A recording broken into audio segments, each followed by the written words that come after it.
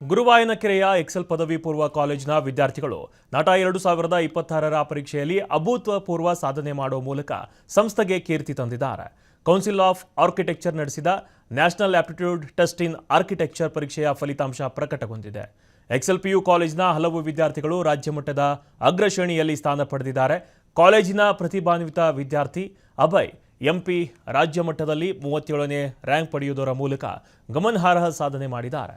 Monisha P ಅವರು 68ನೇ rank ಗಳಿಸಿದ್ದಾರೆ. ಇನ್ನು ವಿದ್ಯಾರ್ಥಿಗಳ ಈ ಅತ್ಯುತ್ತಮ ಸಾಧನೆಯನ್ನು ಎಕ್ಸೆಲ್ ಸಮೂಹ ವಿದ್ಯಾಸಂಸ್ಥೆಗಳ ಅಧ್ಯಕ್ಷ ಸುಮಂತ್ ಕುಮಾರ್ ಜೈನ್ ಶ್ಲಾಘಿಸಿದ್ದಾರೆ. ವಿದ್ಯಾರ್ಥಿಗಳ ನಿರಂತರ ಪರಿಶ್ರಮ, ಉಪನ್ಯಾಸಕರ ಸೂಕ್ತ ಮಾರ್ಗದರ್ಶನ ಹಾಗೂ ಸಂಸ್ಥೆಯ ಗುಣಮಟ್ಟದ ಶಿಕ್ಷಣಕ್ಕೆ ಈ ಫಲಿತಾಂಶವೇ ಸಾಕ್ಷಿ. ಸಾಧನೆ ಮಾಡಿದ ಎಲ್ಲ ವಿದ್ಯಾರ್ಥಿಗಳ ಭವಿಷ್ಯದ ವೃತ್ತಿ ಜೀವನಕ್ಕೆ ಶುಭವಾಗಲಿ ಎಂದು ಅಭಿನಂದನೆ ತಿಳಿಸಿದರು.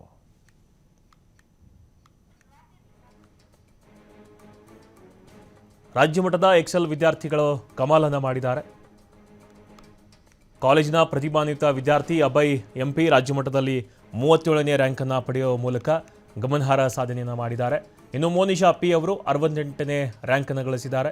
ಇನ್ನು ವಿದ್ಯಾರ್ಥಿಗಳ ಈ ಅತ್ಯುತ್ತಮ ಸಾಧನೆಯನ್ನು ಎಕ್ಸೆಲ್ ಸಮೂಹ ವಿದ್ಯಾಸಂಸ್ಥೆಗಳ ಅಧ್ಯಕ್ಷ ಸುಮಂತ್ ಕುಮಾರ್ ಜೈನ್ ಅವರು ಶ್ಲಾಘನೆ ಮಾಡಿದ್ದಾರೆ. ವಿದ್ಯಾರ್ಥಿಗಳ ನಿರಂತರ ಪರಿಶ್ರಮ, ಉಪನ್ಯಾಸಕರ ಸೂಕ್ತ ಮಾರ್ಗದರ್ಶನ ಹಾಗೂ ಸಂಸ್ಥೆಯ ಗುಣಮಟ್ಟದ ಶಿಕ್ಷಣಕ್ಕೆ ಈ ಫಲಿತಾಂಶ ಸಾಕ್ಷಿ ಅಂತ ಹೇಳಿದ್ದಾರೆ. ಇನ್ನು ಸಾಧನೆ ಮಾಡಿದಂತಹ ಎಲ್ಲ ವಿದ್ಯಾರ್ಥಿಗಳ ಭವಿಷ್ಯದ ವೃತ್ತಿ ಜೀವನಕ್ಕೆ ಶುಭವಾಗಲಿ ಅಂತ ಅಭಿನಂದನೆಯನ್ನು ಕೂಡ ಸಲ್ಲಿಸಿದ್ದಾರೆ.